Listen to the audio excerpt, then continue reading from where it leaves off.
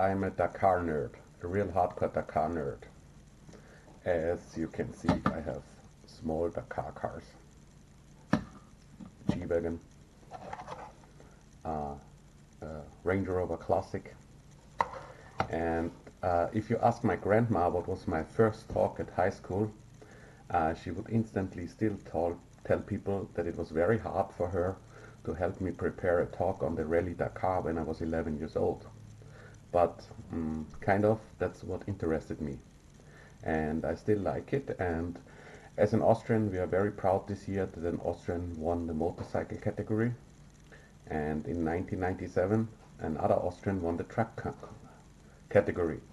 And so when RC4WD Dakar announced that they would distribute the truck from JD Models, I had to talk to them to get the box very soon.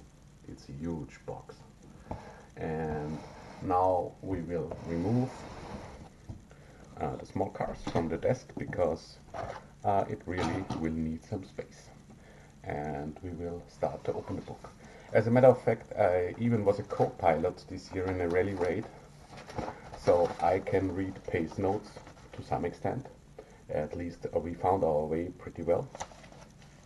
And this is typically what you hold in your hands on a special stage at the rally raid, and yeah, it's fun, but not always so easy to read when you're in a bumpy car. So, the only thing I did before, I cut it open, but I have never opened it before.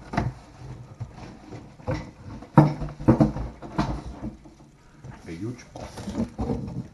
And as you can see, the first thing we find is a sticker set and instructions, RC4WD Dakar branded instruction sheet. And the sticker set is, there's also instructions from JD Models. And I think it's interesting, especially when my Czech friends are listening, that yes, I know and RC4WD Dakar knows that there was never a Volvo, an exact branded Volvo running in the Dakar. Still, this car looks like a Volvo. It should look like a man to apply the exact stickers. But anyway, this is the first commercial Dakar race truck you can buy, and so I think it's a big step forward. So let's start to open the first compartment of the box. And in here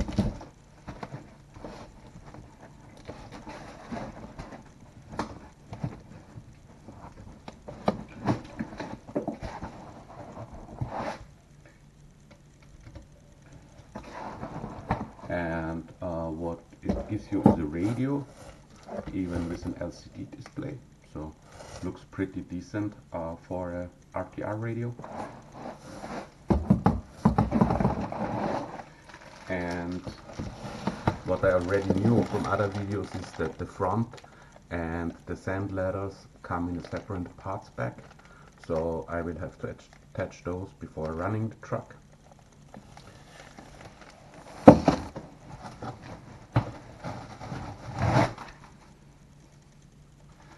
And the first glance on the truck. So it seems to be very well padded into the box.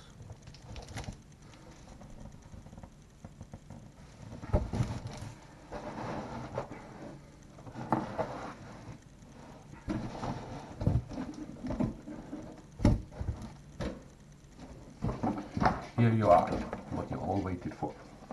The new Dakar truck distributed by RC4WD Dakar. So it's really hard to see my face, I guess, when we look at it. It's the first time I unpacked it. The front is plastic, the cap. It has this nice scale letters, very cool feature, like a real off-road truck. Nice tires. They are not RC4WD Dakar, but some other type of tires. And because I know you all want to know, I prepared the caliper, and let's check roughly the size.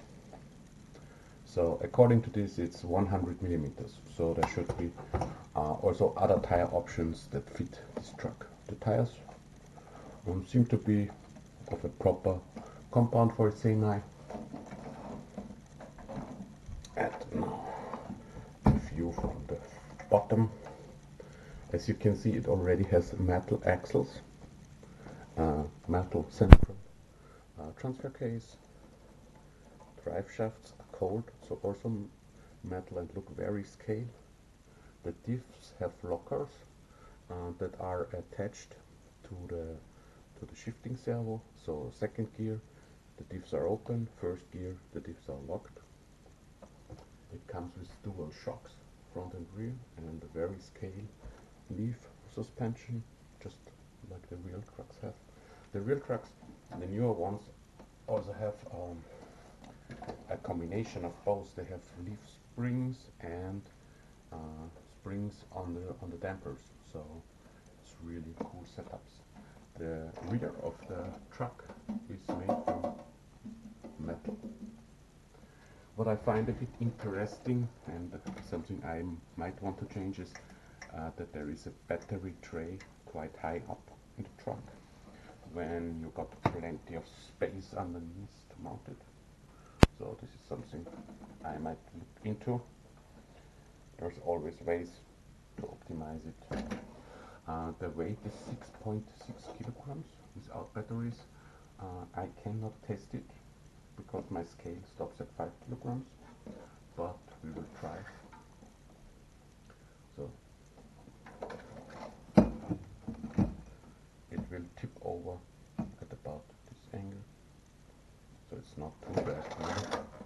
Maybe what's interesting is to see it in relationship size-wise with a trial finder. Maybe I have one around here.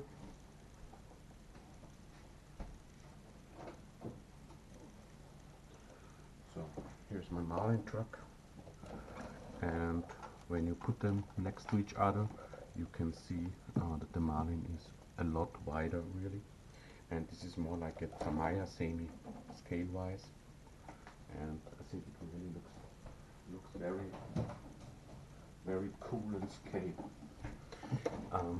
It's designed for 3S batteries, and I really like that they already have the XT60 connector in it. This is billet aluminum, very cool. And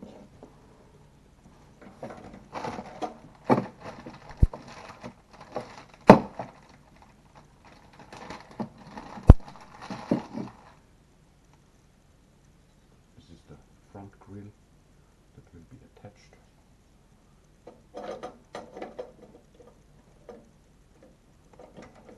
It's gonna look somehow like this when it's finished.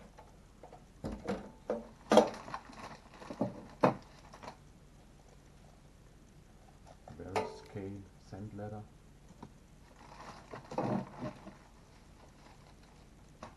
And additional lights and horns to go on the roof bar.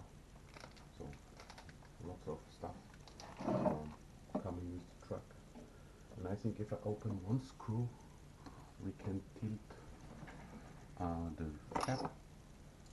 Let's try. This is the wrong driver.